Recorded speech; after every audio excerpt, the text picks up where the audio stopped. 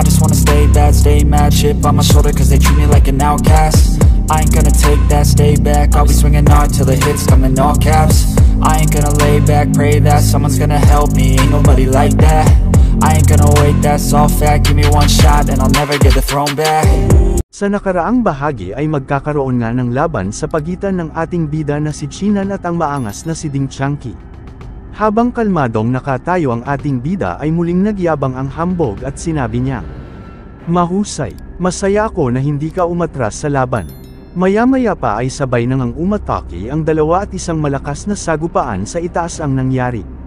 Pagkababa nila, napasabi na lang habang nakangisi si Ding Changqi na, malakas nga raw ang kapangyarihan ng ating bida, masyado siyang nasasabik. At hindi na siya makapaghinti na talunin niya ito. Seryosong ekspresyon sa mukha at mukhang nag-aalala ang kaibigan ng ating bida at sinabi nito, "Hindi maganda, si Ding Changqi ay nagiging masyadong nasasabik upang talunin si Chinan." Ngunit maya-maya pa biglang umatake ang ating bida. Dito ay makikitang, si Chinan na may hawak na espada at determinado na talunin ang kanyang kalaban. Ang mga linya ng liwanag at apoy ay nagpapakita ng lakas ng espada at ang kapangyarihan ng ni Chinan. Dahil sa ataking iyon ay natigilan ang ating bida. Nagtaka siya, kung ito ba ay isang ilusyon o isang clone. Kaya naman mas nag-ingat si Chinan sa gagawin nitong galaw. Makikita natin si Chinan at nakapalibot sa kanya ang ilang mga clone. Ang mga clone ay translucent at mukhang mahina. Aniya, ang lakas ng Diyos sa mga clone na ito ay maaaring suportahan sila upang may siguro ang isang immortal na teknik. Ang lakas ni Ding Changqi ay talagang kahanga-hanga. Gayunpaman, masamang ideya na subukang itago ang iyong tunay na katawan sa mga clone kapag nakaharap sa akin. Kagaya ng nang iniisip ni Chinan. Ang mga clone ay mukhang mahina, ngunit ang kanilang mga martilyo ay naglalabas ng asul na liwanag na nagpapahiwatig ng kanilang kapangyarihan. Dahil kaya nitong may kakayahang itong magsagawa ng mga immortal na teknik. Dito ay makikita natin si Chinan at Ding Changqi na determinado na talunin ang isa't isa. Ang mga linya ng liwanag at enerhiya ay nagpapakita ng lakas ng kanilang mga sandata at ang kanilang mga kakayahan. Biglang umatake ang ating bida ng napakabilis habang lumulutang sa hangin. Habang si Ding Changqi naman ay may seryosong ekspresyon sa mukha at mukhang nagmamalaki. "Aniya, napakabilis mo, pero sa harap ko, kahit mas mabilis ka pa, wala akong pakialam." Dito ay makikita natin si Chinan may hawak na isang espada na naglalabas ng apoy, at ginamit nito ang kanyang Sky Stride Blow. Pero hindi naman nagpatinag si Ding Changqi, naghanda ito at ang kanyang mga kamay ay nakatiklop sa harap ng kanyang dibdib. At ginamit nito ang kanyang Great Calamity Sky Flipping Hands. Ngunit kalmado lamang si Chinan at matagumpay nitong naiwasan ang ataking iyon ni Ding Changqi. Habang nagaganap ang bakbakan, may nakangiting ekspresyon sa mukha at mukhang nagmamalaki itong kaibigan ni Chinan. Sinabi nitong, "Ilang hininga na ang nakalipas, kapit lang ng kaunti at makakaya mo na." Habang si Chinan naman ay nakalutang sa hangin at may isang malaking bilog ng liwanag na nakapalibot sa kanya. At ito ang tinatawag na kamatayan sa lugar. Pero sa kasamaang palad ay kalmado lamang si Ding Changqi sa ginawang ataking itong ng ating bida at punong-puno ito ng kumpiyansa. "Aniya, hindi ka makakagawa ng anumang pinsala sa akin. Dahil may napakaraming rune na nakaukit sa aking katawan." Dagdag pa niya habang nakangiti na, kapag siya ay nagulat. "Ang mga rune ay automatikong mag-a-activate upang ipagtanggol ako."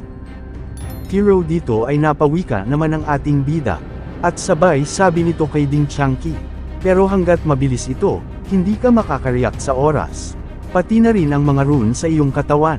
Sabi ng ating bida, dagdag pa niya, "Ang ganitong sitwasyon ay makakasakit sa iyo, tama ba?" Ngunit napatawa lamang si Ding Changqi habang kaharap ang ating bida. "Aniya, nakayanan mong saktan ako kahit isang simpleng Diyos ka lang sa lupa.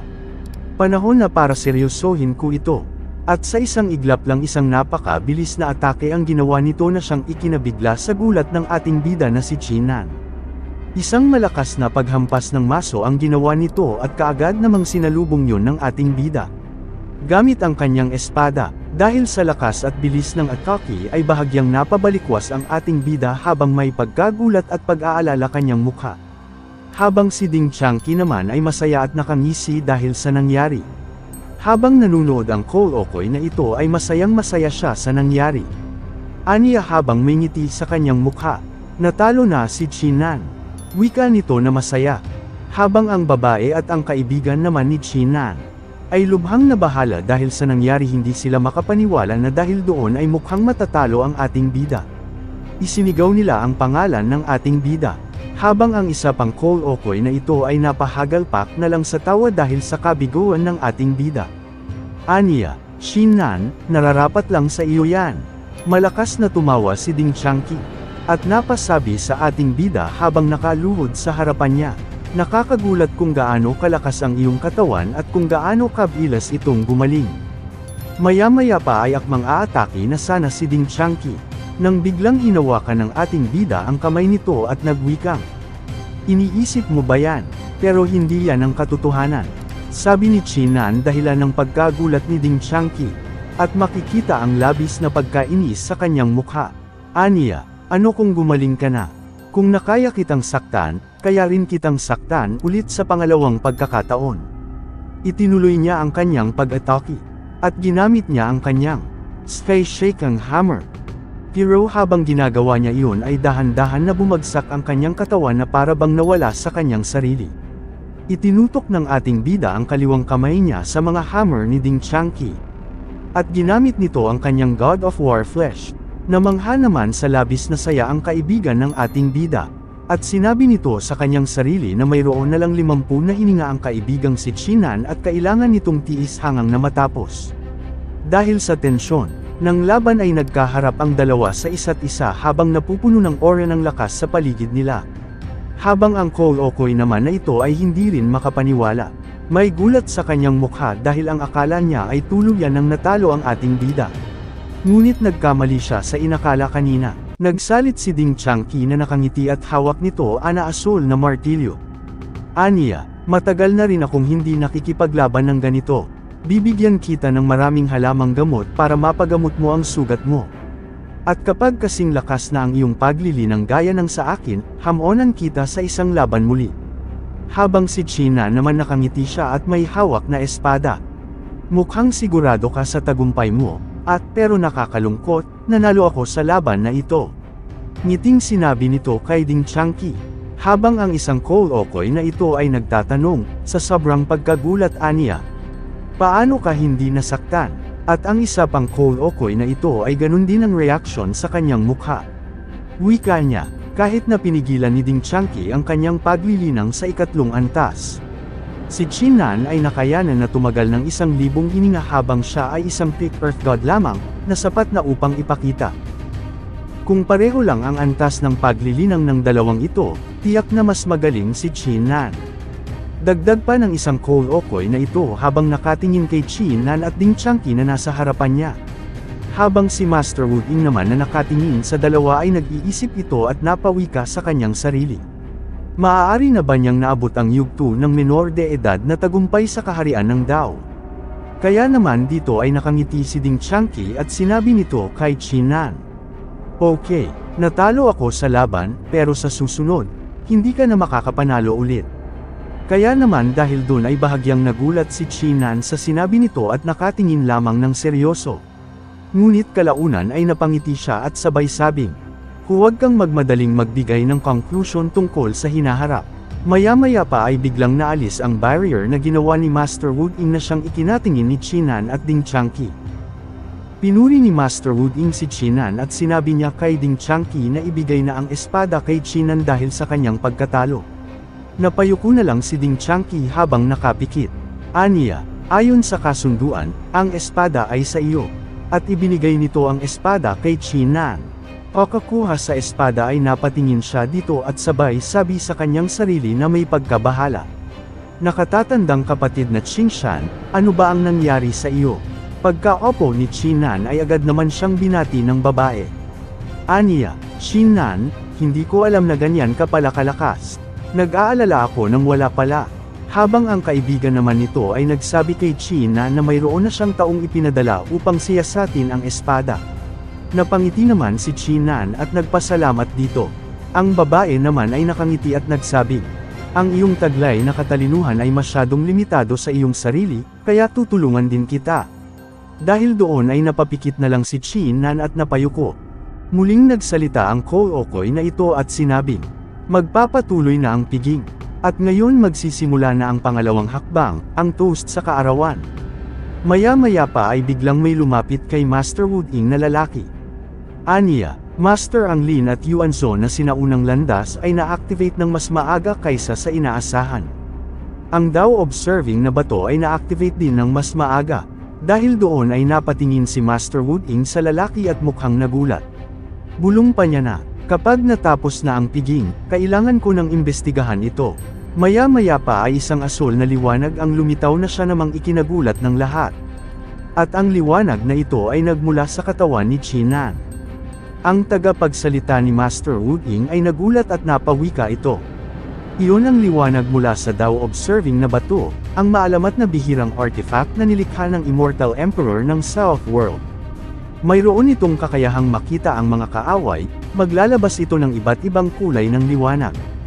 Habang si Chinan naman ay napatingin at mukhang nagulat. Dagdag pa nito habang nakatingin sa isang bahaghari na may mga arrow na tumuturo sa iba't ibang kulay. Mayroong pula, kahel, dilaw, berde, asul, indigo, at lila. Ang pula ay ang pinakamababang banta, samantalang ang lila ay ang pinakamataas. Ang mga arrow ay tumuturo sa pula bilang pinakamababa at lila bilang pinakamataas. Dahil nangangamba ay naisip na ni Chinan na umalis na muna sa lugar. Nang makatayo na siya upang umalis ay biglang nagsalita si Master Wooding. Sinabi nito na kung saan pupunta si Chinan o balak ba nitong tumakas. Ilang sandali pa ginamit niya ang kanyang hintuturo upang gumawa ng seal at ikulong si Chinan. Na siya namang ikinagulat ng lahat. Hindi ito maganda ito para kay Chinan kaya nababahala siya, ganun din ang kaibigan nitong nakatingala habang nakatingin sa kanya. At habang nangyayari ito, ikinagulat ng mga naruroon ang malaking liwanag na nagmamula sa itaas at bumagsak. Napanganga ang lahat, lalong-lalo na si Master Wooding, kaya natanong siya kung ano ang ginawa ng babaeng tarito. Napawika naman ang babae at nagsabing, kung ang taong ito ba ang kaaway na may asul na liwanag na minarkahan ng Dao Observing na bato. Dagdag pa nito, ngayon lang, sinabi sa atin ng nakatatandang Immortal Emperor na kung siya ang isa, dapat nating baliin ang kanyang mga paa at ikulong siya sa Myriad Prison. Habang si Chinan naman ay nag-aalala habang nakatingin sa babae. At dito makikita ang isang lalaki na may mahabang buhok at nakasuot ng itim na damit. Nakatingin siya sa harap at mukhang may galit. May mga dilaw na liwanag na lumalabas mula sa kanyang mga kamay. Aatakihin nito si Chinan gamit ang Blood Sacred Immortal Killing Art. Pero hindi naman ito hinayaan ng kaibigan ni Chinan, dali-dali din itong gumawa ng seal upang maprotektahan ang ating bida. Aniya, huwag mo ngang isipin na sasaktan mo si Brother Chinan sa harap ko. At dito na po muna nagtatapos ang kabanatang ito. Pero bago ako tuluyang magtapos, don't forget to subscribe at like mga idol. Maraming salamat sa lahat and happy Sunday!